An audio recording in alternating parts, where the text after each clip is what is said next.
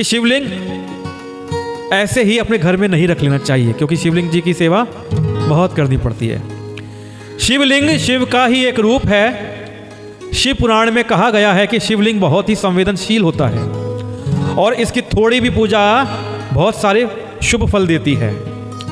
यदि आप शिवलिंग को घर में रख रहे हैं तो आपको कई बातों का ध्यान रखना पड़ेगा, नहीं तो हानि हो सकती है, दोष लग सकता है।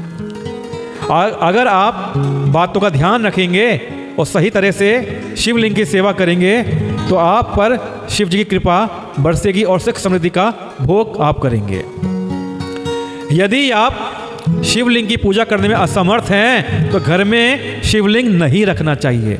सही बात इस प्रकार से है कि अगर आपको लगता है कि आप नित्य प्रतिदिन शिवलिंग की पूजा करने में समर्थ नहीं है तो घर में आपको शिवलिंग नहीं रखना चाहिए और घर में कभी भी शिवलिंग की प्राण प्रतिष्ठा नहीं करनी चाहिए। उसको वैसे ही रखकर विधि विधान से पूजा करनी चाहिए। शिवलिंग का नित्य अभिषेक करना चाहिए और घर में नर्मदा नदी से निकले पत्थर से बना शिवलिंग रखना चाहिए। यही शुभकारी होता है। और शिवलिंग कभी 1 अंगुल से बड़ा ना हो। 1 अंगुल से बड़ा शिवलिंग कभी भी अपने घर के मंदिर में नहीं रखना चाहिए। घर में छोटा शिवलिंग रखना चाहिए। शिवलिंग की रोज सुबह शाम पूजा होनी चाहिए। यदि नियमित रूप से रोज पूजा संभव ना हो तो घर में शिवलिंग नहीं रखना चाहिए। और शिव पुराण में तो यह भी कहा गया है कि घर में 1 से ज्यादा शिवलिंग नहीं रखना चाहिए। शिवलिंग को घर के किसी बंद स्थान में मत रखिए।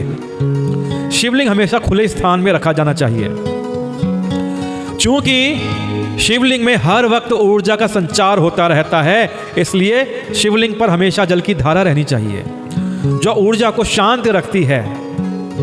कुछ लोग शिवलिंग पर हफ्ते में 1 बार या प्रतिदिन जल अर्पित करते हैं। इतना काफी नहीं है, इतना पर्याप्त नहीं है। इससे घर में क्या होगा कि पर्याप्त जल अगर शिवलिंग को नहीं मिलेगा तो घर में अशांति बनी रहेगी। और यदि आप घर में धातु का शिवलिंग रखते हैं तो ये सिर्फ सोने चांदी या तांबे से बना होना चाहिए या पीतल का होना चाहिए और उसी धातु का एक नाग भी उस पर लिपटा हुआ होना चाहिए। भगवान शंकर को केतकी के फूल, तुलसी, सिंदूर और हल्दी अप्रिय है, पसंद नहीं है। इसलिए ये चीज़ें कभी भी शिवलिंग पर अर्पित नहीं करनी चाहिए। और घर में कभी भी शिवलिंग को अकेले नहीं रखना है। शिवलिंग के साथ में शिव परिवार का फोटो या विग्रह जरूर होना चाहिए। बोलिए भोलेनाथ भगवान की जय हो।